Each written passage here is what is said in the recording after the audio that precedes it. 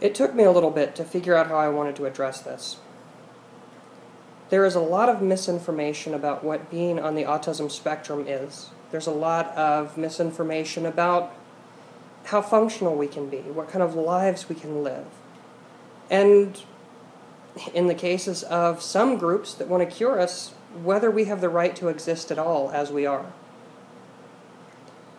My name is Marcus Morris. I am high-functioning autistic.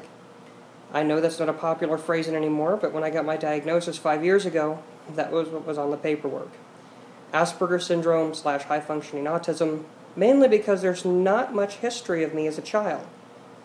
You see, I grew up an orphan, in and out of homes, in and out of group homes, a couple of adopted homes, one of which was probably the best home I ever got to live in. So the records on me are a bit sketchy. Looking at me now, you wouldn't know that as a child I had trouble communicating. I didn't speak well, if at all, until about age 6. When the adopted family, the Kimmels, met me, I was pretty much a wild animal. If I recall the stories that Harry would tell me, I hid under the bed when they first met me, and I wouldn't come out. I wouldn't let anyone touch me. I used to perch on top of the tables at McDonald's. Don't ask me why, I couldn't tell you because I don't remember.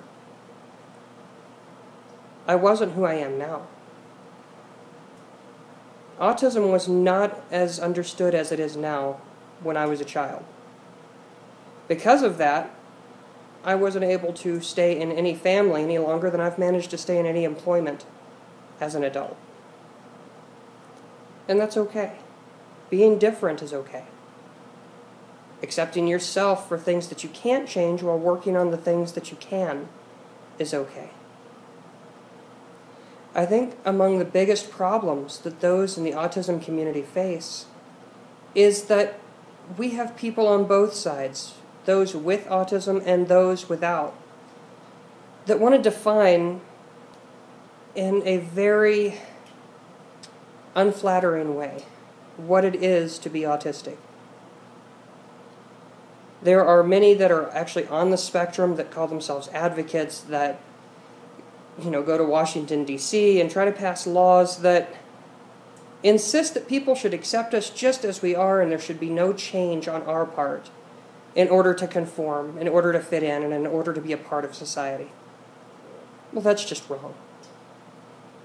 Part of the human condition is being a part of your community. It's being willing to give a little. And sadly, that's not what some of the more militant side of the autism spectrum believes. On the other side of this, you've got parents of small children that are, struggling right now. Now, bear in mind that there's no guarantee that the child that is struggling now is going to struggle the rest of their life. Does it happen? Yes. Is it a guarantee? No. These parents and the groups that try to speak for them, that try to make autism speak for everyone, they fixate on the worst case scenarios, the most horrible experiences possible with autism. And it makes people afraid. And it makes them not want to know more. Because if what you're telling me is this bad, if what I'm already hearing hurts this much, why would I want to hear any more? Why would I want to be open to a conversation when I know that conversation is going to hurt me? So you have people on both sides of the issue pushing and pulling to have their way. The parents terrified of their children being trapped inside themselves for the rest of their life. The people that want to profit from that fear. And then you have the people on the spectrum that don't want to have to work on themselves. They don't want to see that there is change that needs to be made inside that is just as important as what they're wanting society to do for them. And if we all don't meet in the middle, there's never going to be any kind of lasting change. Just fear, distrust, bad information, and a lot of hard feelings. When people play out the stereotype of autism, when they play out rocking in a corner and drooling, Take a good look at me. Do I strike you as somebody that would need to rock in a corner and drool? Do I strike you as someone that has uncontrollable outbursts that are beyond their control, beyond anyone's control? If you answered no to both, you'd be right on one count. Because I am still autistic. I still have my meltdown moments. But I work hard to control them. And when I have them, I work hard to repair the damage that I cause during them.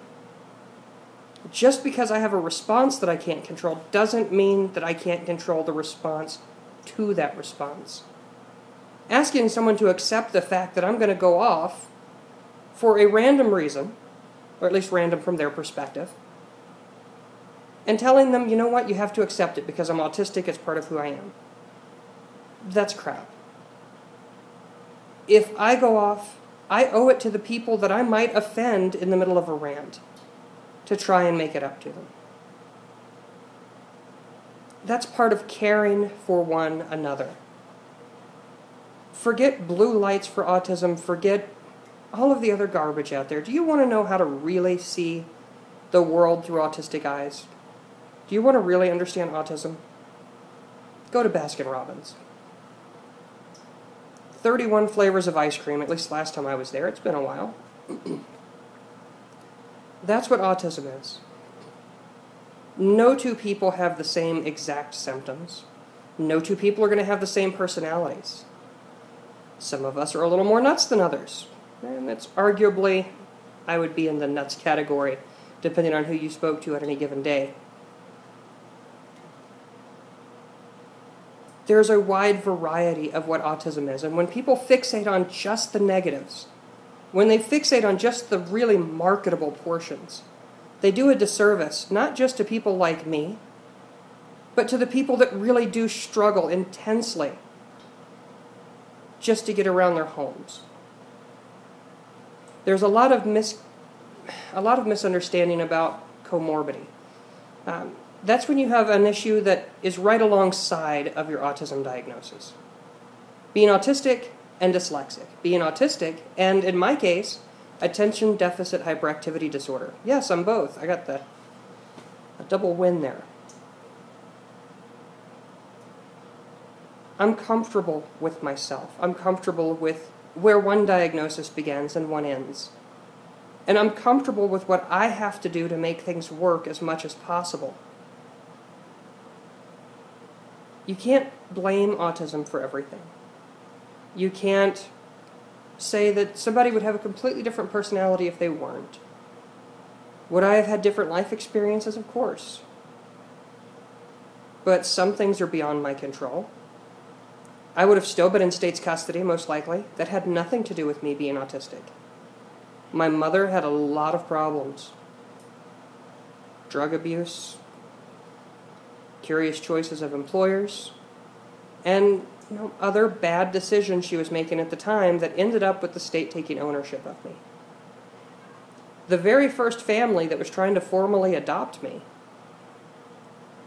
were insanely abusive, and that had nothing to do with me being autistic. It was a Baptist minister and his wife at the Asbury Theological Seminary.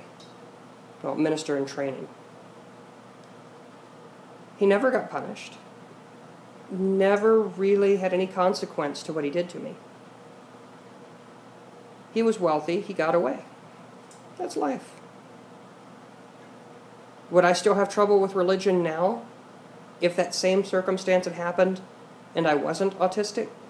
I'd like to think so. I tend to try to only get burned by a certain thing once, although sometimes it does happen more than once.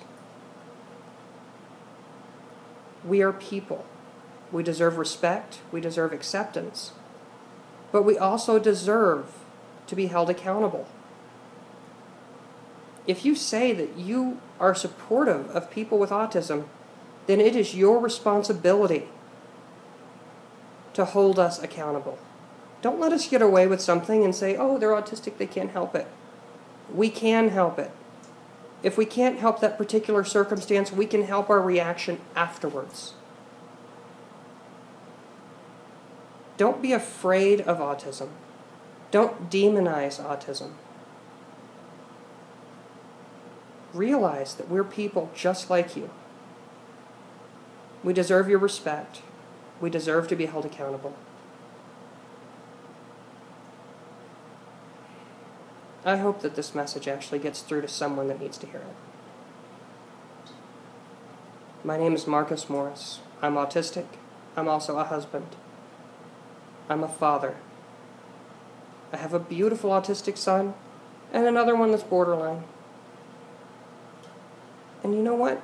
I have a great life now. It was very hard for me as a child. It was very hard for me to feel and to care and to even want to be around people. It gets better.